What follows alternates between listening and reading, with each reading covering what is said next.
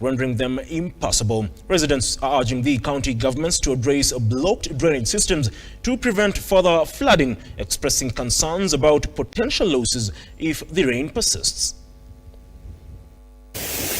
Hapa ni lami, lakini sasa hivi kumekuwa kama kitimbwi kile watu wanaweza kutoka mahali wakuja hata wateke samaki. Watu wengi hata wameshindwa kuingia kazini kwa sababu mafuriko ya maji yameingia kila pembe ya maduka ya watu.